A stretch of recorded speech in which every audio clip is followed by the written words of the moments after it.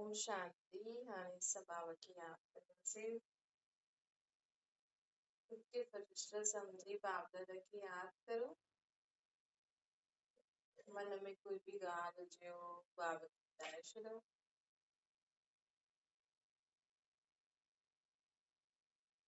आत्मा पंहिंजे बाबा खे सभु मन जी ॻाल्हि ॿुधाए थी।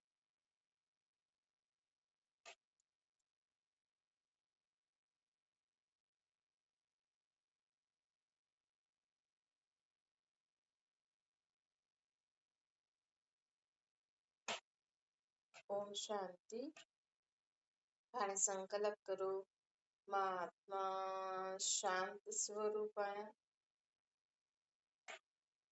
मां आत्मा प्रेम स्वरूप आहियां। मां आत्मा आनंद स्वरूप आहियां।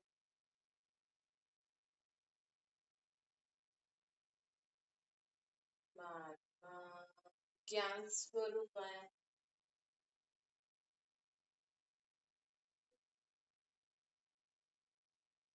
मां आत्मा पवित्र आहियां।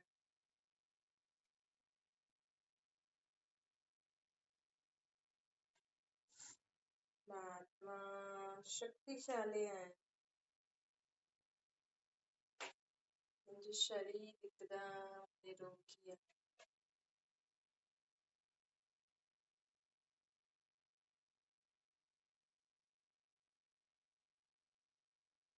ओम शांति। अॼु मिठा मिठा श्री बाबा से बता, मीठे मीठे ॿार बाबा जी बता कि ओम शांति जो अर्थ छा हूंदो आहे। मां आत्मा शांत स्वरूप आहियां। मां आत्मा शांति जे सागर बाप जी संतान आहियां। मां आत्मा शांति धाम जी रहण। ओम मतलब हूंदो मां आत्मा, शांति मतलब शांति। त माण्हू ओम जो उच्चारण छो करणो खपे? रोज रोज सुबुह जो उथंदे न ओम जी ध्वनि करण सां छा थींदो आहे, असांजी आत्मा वैसे त आहे अंदर, लेकिन असां भुलिजी विया आहियूं न, त जॾहिं बि ओम कंदा आहियूं मतलब मां आत्मा आहियां, खुद खे यादि ॾियारियो मां आत्मा आहियां। ओम मतलब मां आत्मा आहियां। और शांति मतलब मां शांत स्वरूप आहियां। जीवन में है न, ये नंढी नंढी चीजूं ही असांजे जीवन खे ॾाढो सुठो ठाहींदियूं आहिनि। जो माण्हू अॼु जेके न ओल्ड फैशन चईंदा आहिनि न, जे पहिरियों माण्हू रोटी खाइण खां पहिरियों भॻवान खे नमस्ते कंदो हुयो, शुक्रिया कंदो हुयो, है न। सुबुह जो उथी करे भॻवान खे गुड मॉर्निंग कंदो हुयो, नमस्ते कंदो हुयो। अॼु कोई करे त माण्हू चईंदो अरे ये छा थो करे, ये पुराणे ज़माने मतलब हाणे भॻवान बि नए ज़माने जा कढी छॾिया अथनि। भॻवान जा बि नए ज़माने जा फोटू, नए ज़माने जा रूल्स तरीक़ा ढूंढे छॾिया अथनि। मतलब माण्हुनि जी बुद्धि केॾी ख़राब थी वई आहे। कोई भॻवान जो नाम, हाणे कोई होटलनि में वञे, शादियुनि में वञे, है न। शादियुनि में अगरि कोई, भले अॼुकल्ह फैशन आहे बीह करे खाईंदा आहिनि, न इहे बि फैशन आहे। कोई वेही करे खाए त उहो बि उनखे बि चईंदा अरे ही त बुढा आहिनि। और बुढा वेही करे खाइण जो मतलब बुढा थी विया, ऐं कोई हेठि खाए करे हेठि वेही करे खाए त उन्हनि खे त चईंदा अरे त ओल्ड फैशन। त माण्हुनि जी मेंटेलिटी चेंज थी वई आहे, तॾहिं त एॾो दुख अची वियो आहे। भई रोटी जेके त एॾो माण्हू जंहिंजे लाइ एॾो कमाए थो, 2 फुल्कनि जे लाइ त एॾो मथो थो मारे न माण्हू। ॿार बि एॾी पढ़ाई छो था कराइनि, रोटी कपिड़ा और मकान, लेकिन उहे ई रोटी तव्हां शांति सां न खायो, अलाए छा छा चई करे खाओ। रोटी छा आहे? रोटी खाइण सां असांजे शरीर में ताक़त ईंदी आहे न, खून ठहींदो आहे न, जंहिंसां तव्हांजो शरीर तंदुरुस्त रहंदो। त जेकी चीज तव्हांखे तंदुरुस्त रखंदी, उनखे त कम से कम ध्यान सां वेही करे शांति सां खाओ न, भगवान खे यादि करे खाओ न। जी छो री अन्न जो मन ते असर पईंदो आहे। हाणे जे बि भाव सां रोटी ठाती हुनई, है न, जे बि भाव सां धन कमायो हुजे, जे बि भाव सां माण्हू सब्जियूं उगाई हुजनि, जे बि भाव सां सब्जी ख़रीदण वारो ख़रीदे अचे, जे बि भाव सां जे बि ठाती आहे रोटी, कम से कम असां वटि प्लेट में रोटी अचे थी त असां त हिकु सेकेंड भॻवान खे यादि करण में छा थो वञे। भले तव्हां बीह करे खाओ, भले तव्हां वेही करे खाओ, भले तव्हां टीवियूं न ॾिसी करे खाओ, उहा सुठी ॻाल्हि आहे। लेकिन अगरि तव्हां त नथा ॾिसो, कोई माण्हू ॾिसे थो, त इहा महत्व ॾियो पंहिंजी रोटी खे न। जी रोटी जे लाइ माण्हू एॾो महिनत थो करे न, एॾो मथो थो हणे, हुनखे कम से कम शांति सां भले बीह करे खाओ, लेकिन हिकु सेकेंड अखियूं खोले करे भॻवान खे यादि करो। हिकु सेकेंड में छा थो थिए, कंहिंखे पतो बि न लॻंदो तव्हां छा था करो। हा भई प्लेट में मां ईअं फुल्को भले तोड़ां थी, लेकिन उहो तोड़दे हुए बि मूंखे हिकु सेकेंड भॻवान खे यादि कयो, त भॻवान जी यादि सां उहो अन्न शुद्ध थी वेंदो। पोइ खाओ वेही, जेतिरो थी सघे न ॻाल्हायो। अॼुकल्ह त ॾिसो डॉक्टर चवनि था इहे बि न खा, इहे बि न खा, ईअं बि चओ हा भई डॉक्टर चए थई रोटी खाईंदे समय न ॻाल्हाए, है न, रोटी खाईंदे समय छो जी अंदरि ईअं थी वेंदो आहे, कुझु कुझु चई छॾो, उहो बि सिखी वेंदो न। डॉक्टर त तव्हांजे लाइ भॻवान आहे न, भॻवान न आहे, लेकिन डॉक्टर भॻवान आहे, टीचर भॻवान आहिनि, है न। इहे चलो इहे बि तव्हांखे छा था सेखारनि, इहे ई त सेखारनि था न। त भॻवान असांखे चए थो कि ॾिसो पहिरियों माण्हू विधि पूर्वक रोटी खाईंदा हुया, वेही करे आराम सां भॻवान खे यादि करे शांति सां खाईंदा हुया। जे शरीर जे लाइ माण्हू एॾी महिनत करे थो, हुन शरीर खे तव्हां तंदुरुस्त रखी सघंदा आहियो, हुन शरीर खे तव्हां हिकदमि फिट रखी सघंदा आहियो। बस जेको बि खाओ शांति सां खाओ, ऐं ओतिरो ई खाओ जेतिरो तव्हां हथ पेरनि खे हलायो था, है न। अगरि तव्हां ॾिसो था भई मां एॾो मुंहिंजो वर्कआउट न आहे, भई तव्हां झाड़ू पोछो त करो नथा, कोई कंदो हूंदो, कोई न बि कंदो हूंदो, जेको कंदो हूंदो हुनखे रोटी खाइण सुठी रीति, हा भई 3 टाइम, जेको घर जो पूरो कमु कंदो आहे उहो 3 टाइम रोटी खाए था हले। लेकिन जेको कमु करे ई नथो, फोननि ते बिज़ी आहे, हा भई थोरी बहुत रोटी ठाहे छॾी, उहो ई ठीकु आहे, ॿारनि खे जीअं पालियो ठीकु आहे, बसि ॾींहुं बिती वियो, उन्हनि खे एॾी रोटी खाइण जी ज़रूरत ई न आहे, छो जी हुनखे पचाइण लाइ उन्हनि खे एतिरो हलणो बि पवंदो, न पचदी ऐं तव्हां 3 टाइम ज़बरदस्ती रोटी खाईंदव त पचदी न, त बीमारियूं थींदियूं।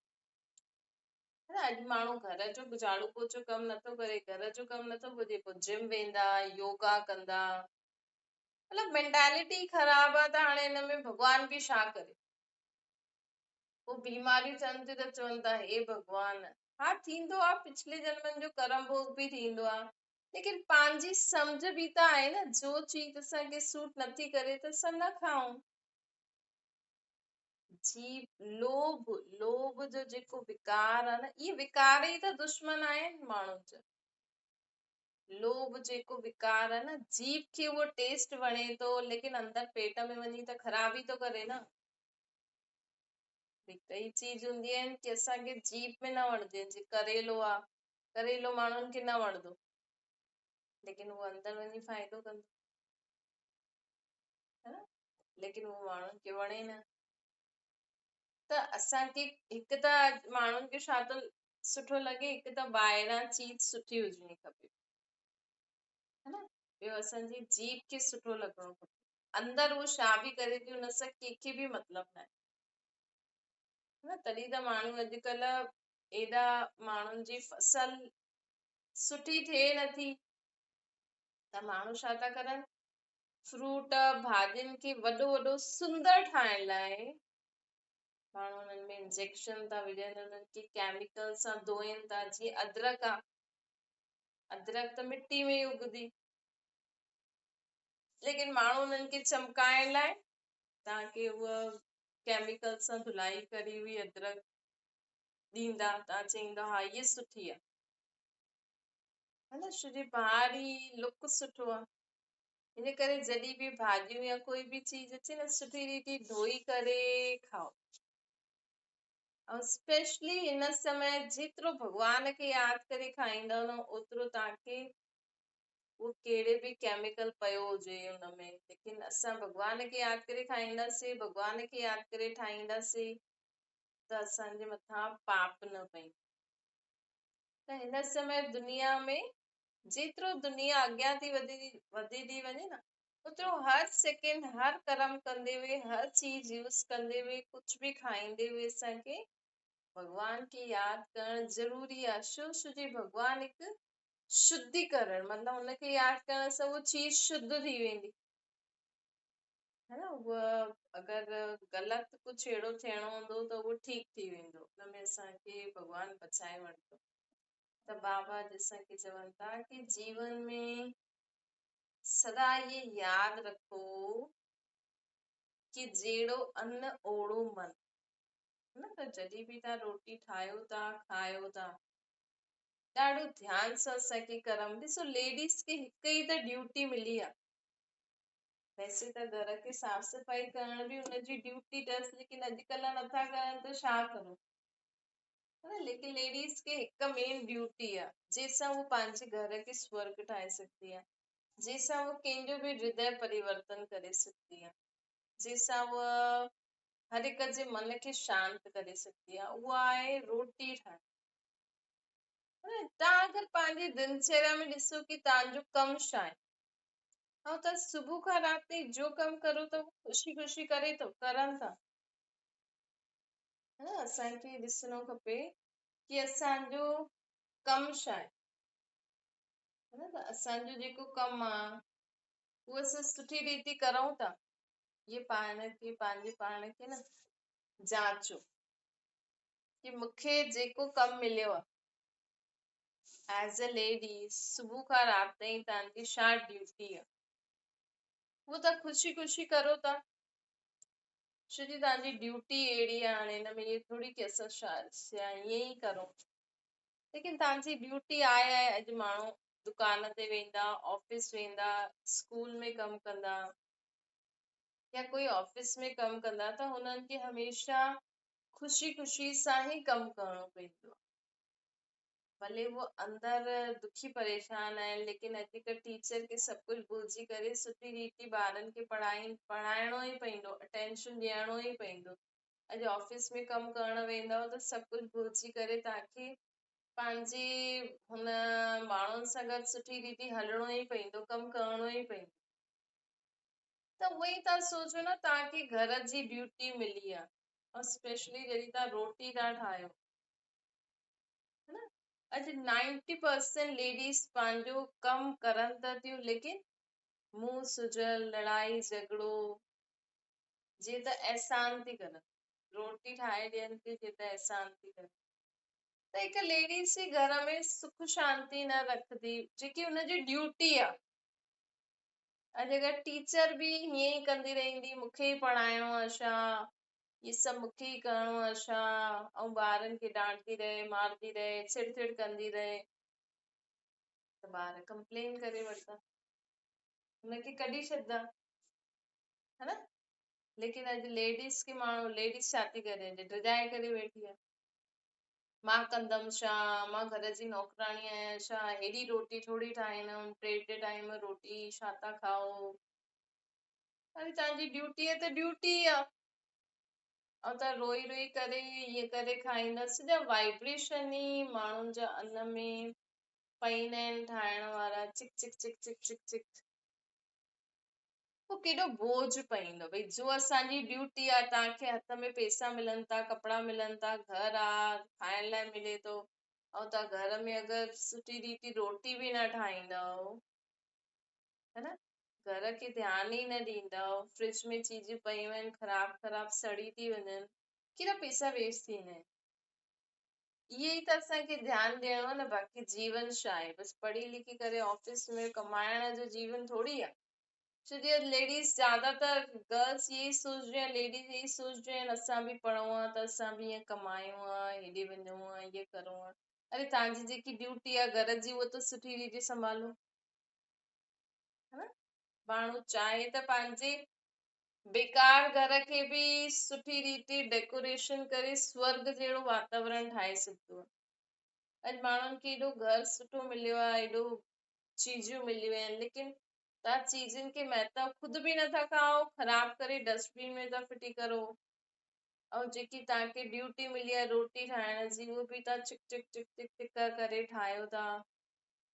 थोरो मेंटेन, की असांजी ड्यूटी इहे ई आहे, हिन जे लाइ त तव्हांखे तनख़्वाह मिलंदी आहे, है न। अॼु कोई ॿाहिरि जॉब कंदो त उहो छो एॾो सुठी रीति ख़ुशी ख़ुशी कंदो। अॼु होटल वारा माण्हू आहिनि, रेस्टोरेंट वारा माण्हू आहिनि, जेका हुते रोटी ठाहींदा आहिनि, हुननि खे बि त तव्हां वञी करे ऑर्डर कंदा, इहे ठाहे ॾे, इहे ठाहे ॾे। हुननि वटि त हिकु साथ अगरि के रेस्टोरेंट में एॾा सारा माण्हू अचनि, उहे अंदरि जेका रोटी ठाहींदा आहिनि की त इहे ॾियो, इहे ॾियो, इहे ॾियो, हालांकि हुननि जो थोरो बहुत ठहियल बि पियो हूंदो, लेकिन त बि गरम करे बि ॾींदा त हूंदा, लेकिन उहे ख़ुशी ख़ुशी ठाहे करे ॾींदा आहिनि, हिन भाव सां ठाहींदा आहिनि की असां एॾो सुठी रीति ठाहियूं की सभु माण्हू सुठी रीति खाइनि, तॾहिं त हुननि जी होटल हलंदी, तॾहिं त पैसा मिलंदा, तॾहिं त हुन शेफ खे बि माण्हू रखंदो। अगरि उहो सुठी रीति न ठाहींदो, हिन सोच सां न ठाहींदो, त हुनखे कढी ॾींदा, ॿियो रखंदा उहो होटल वारो माण्हू।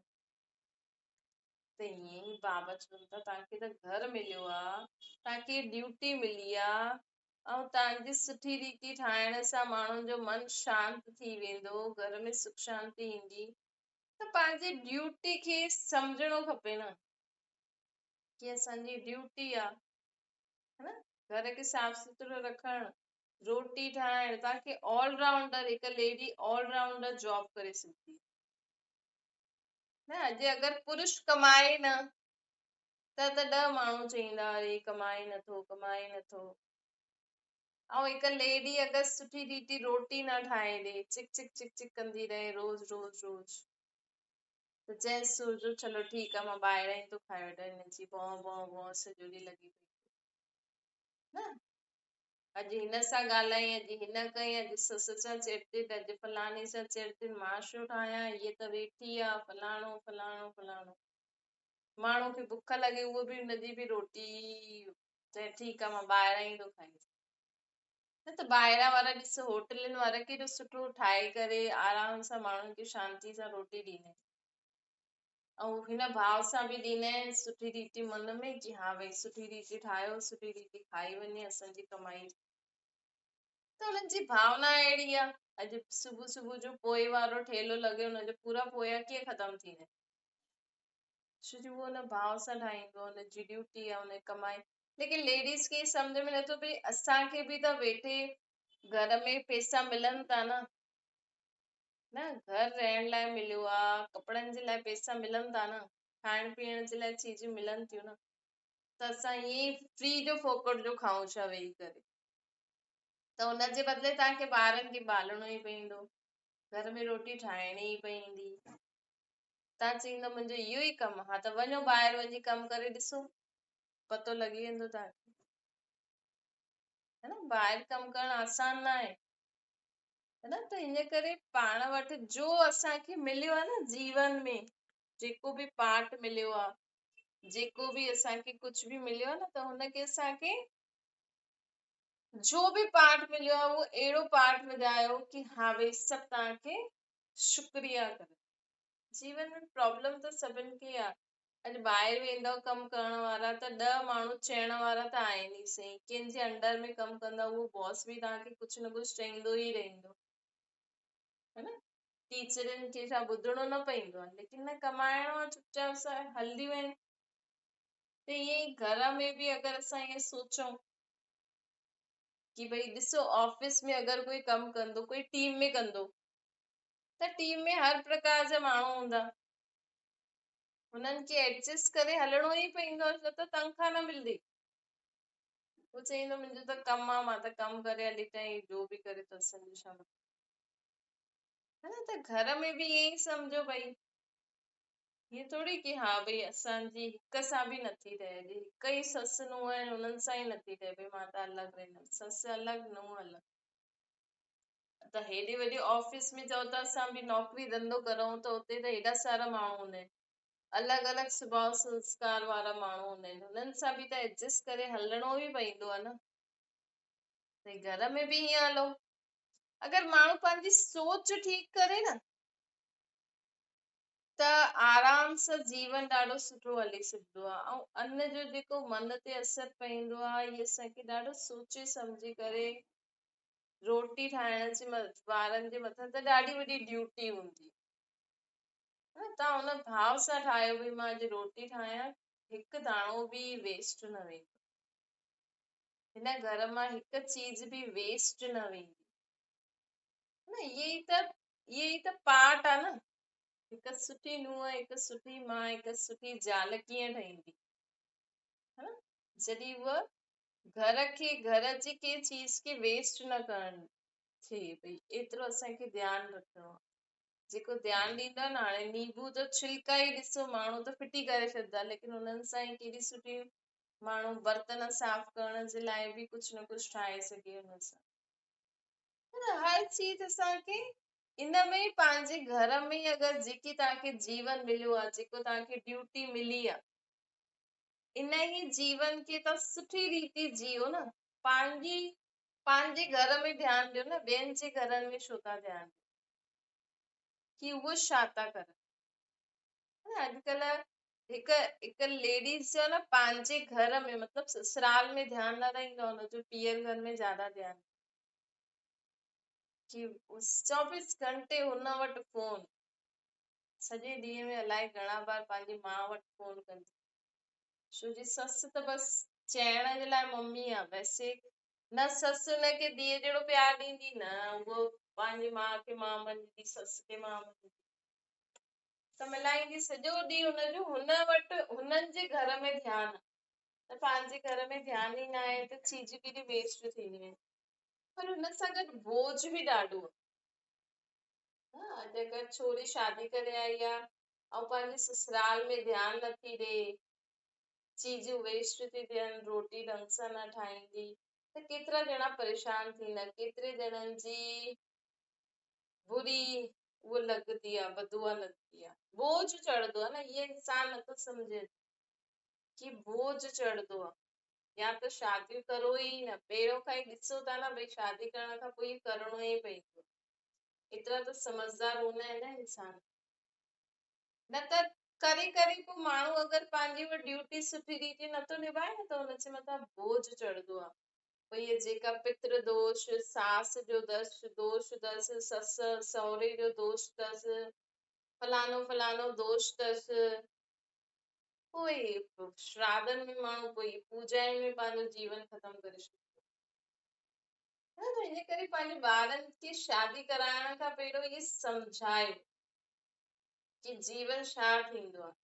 न त हिकु छोरी शादी करे वञे या छोरो शादी करे ऐं पंहिंजी ड्यूटी न संभाले, त केतिरनि ॼणनि जी टेंशन हूंदी आहे, केतिरनि ॼणनि जी बदुआ लॻंदी आहे, केतिरे ॼणनि जा बुरा वीचार असांजे मथां हावी थी वेंदा आहिनि, है न। अगरि नुंहं ठीकु रीति न हले त सभु चईंदा, अगरि पति हुनजो ठीकु रीति न हले त नुंहं हुनजी ज़ाल जी माउ बि चईंदी न हुनजी ससु सहुरे जी, कि अरे अहिड़ो छोरे सां शादी पोइ पहिरियों ई ॿुधायो न असां। तंहिंजे करे पाप कर्मनि सां असां ख़ुदि ई बची सघंदा आहियूं, समझदारी सां। अगरि तव्हांखां न थी सघे थो, नथो थिए, त अहिड़ी शादियूं ई न करायो। न त शादी कराइण खां पोइ पंहिंजी ड्यूटी सुठी रीति न निभायो त हुनजो बोझ चढ़ंदो। पोइ जीवन में माण्हू चईंदा, मां अरे इहे त शादी खां पहिरियों केॾी सुठी हुई, केॾी सुठी हुई, शादी करण खां पोइ बि हाणे ॾिस छा हाल थी। छोकी पाप जे मथां पाप खणंदा, फ्री फोकट में खाईंदा ऐं रोटी बि न ठाहींदा शांति सां, त पाप त चढ़ंदो ई न। कर्मनि जी गति गति आहे। जेका छोरी घर में वेही करे शादी करे आई आहे, नुंहुं खाए त थी, लेकिन ओतिरो कम न कंदी, ख़ुशी सां न कंदी, घर जो माहौल कंदी, त फ्री जो ई थी खाए न, पोइ बोझ न चढ़ंदो। हीअं त माण्हू धीअरनि खे बि चई ॾींदा आहिनि कि कम त कंदी आहे न त छा वेठे थोड़ी खाईंदी। हालांकि वो अॼुकल्ह पढ़ाई जे बहाने माण्हू नथो करे, लेकिन हर हिकु इंसान खे त इहा माउ पीउ भाउ भेण पुट धीअ ज़ाल, लेकिन बोझ त चढ़ंदो आहे न, तव्हां वेठे खाईंदव ऐं सुठी रीति घर जो कम बि न कंदव। उहो भाई त तव्हांखे कमाए थो ॾे, लेकिन तव्हां त हुन सुठी रीति घर में ॿ फुल्का बि नथा पचाए ॾियो हुनखे, त बोझ चढ़ंदो न। हिते आत्माउनि जो बोझ चढ़ंदो, हुन समय पति पत्नी ॿार वार कुझु न थींदा आहिनि। अॼु हिकु ॿार खे बि मां सुठी रीति पाले ऐं ॿार वॾो थी करे अगरि माउ पीउ जी इच्छा आहे इहे असांखे पाले ऐं ॿार नथो पाले त हुनजे मथां बोझ चढ़ंदो आहे। छो जो हिते आत्माउनि जो कर्जो चढ़ंदो आहे न, भई हुननि आत्माउनि जॾहिं तव्हांजो शरीर नंढो हुयो त हुननि आत्माऊं माउ पीउ ठही करे तव्हांजी पालना कई, तव्हांखे वॾो कयो, हाणे उहे चवनि था असांजी बि पालना कर, त तव्हांखे करणो ई पवंदो आहे। भई हिकु थींदो आहे माउ पीउ सोचदो आहे न असां पंहिंजो जीवन जींदासीं, तूं पंहिंजो कर्म वञी जेको करणो, उहो मतिलबु कि हुननि ख़ुशी छुट्टी ॾेई छॾी हुननि। लेकिन कलयुगी माउ पीउ चईंदा आहिनि न असां त अञा ॿियो जीअण चाहींदा आहियूं, मतिलबु इहा ऐशो आराम वारी ज़िंदगी। वैसे त बुढ़ापे जो नियम आहे 60 वर्ष जी आयु खां पोइ माण्हुनि खे दुनियादारी खां परे भक्ति करणी खपे, लेकिन अॼुकल्ह जा कलयुगी माउ पीउ चईंदा आहिनि न मूंखे त घुमाए खाराए, हाणे उहो पंहिंजी ज़ाल खे संभाले या हिननि खे संभाले। पोइ माउ पीउ चईंदा आहिनि शादी बि कर, ज़ाल बि वठी अच, पोइ पोतरा दोतरा बि कर, असांखे बि पाल, त उहो वीचारो काॾे वञे, ऐं न कंदो त बोझ चढ़ंदो आहे। त जीवन पहिरियों माण्हू सम्झ सां जींदा हुया त सभु सुखी रहंदा हुया।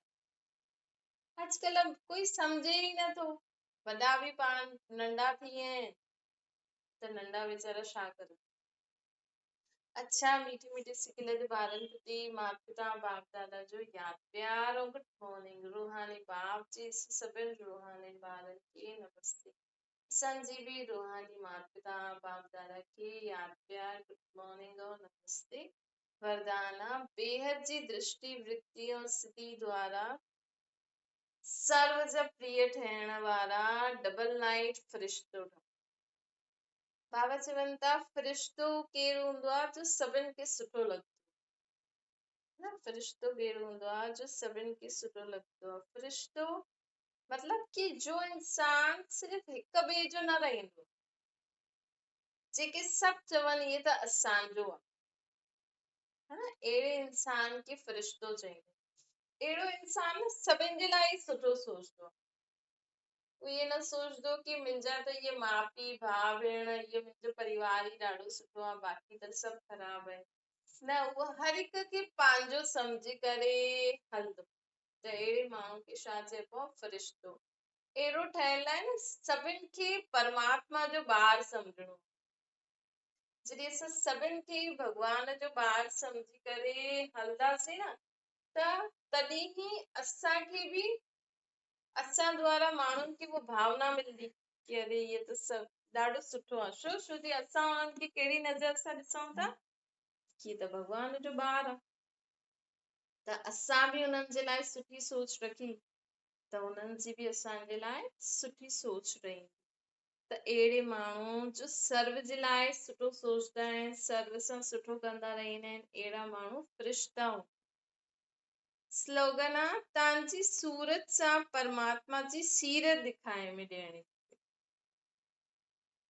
मतलब कि असांजी सूरत सां असांजे अंदर भॻवान आहे, लेकिन असां भॻवान खे यादि करे भॻवान जा गुण, भॻवान जी शिक्षायूं, भॻवान जी शक्तियूं स्वयं जे कर्मनि में लायूं।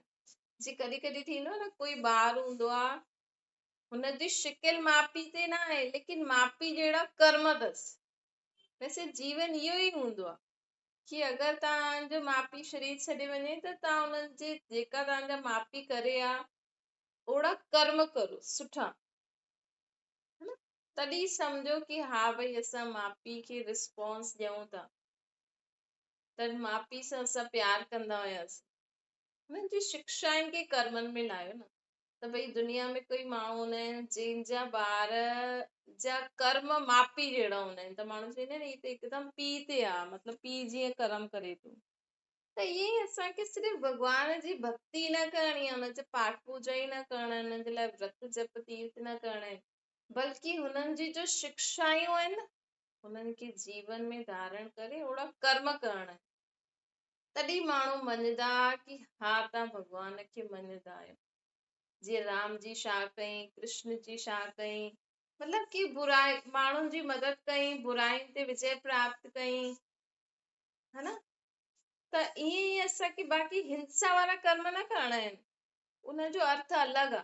जीअं ॾेखारियो न कंस खे मारियईं, रावण खे मारियईं, कि प्रैक्टिकल में कीअं मारियईं न, हुनजो अर्थ ॿियो आहे। लेकिन असांखे ॿिया उन्हनि जे जीवन में जो बि सुठी सुठी ॻाल्हियूं आहिनि, उन्हनि खे जीवन में धारण करे ओड़ा कर्म करणा आहिनि, तॾहिं सम्झो कि असां भॻवान ते चए ते हलूं था। अच्छा, ओम शांति। बाबा खे यादि करो।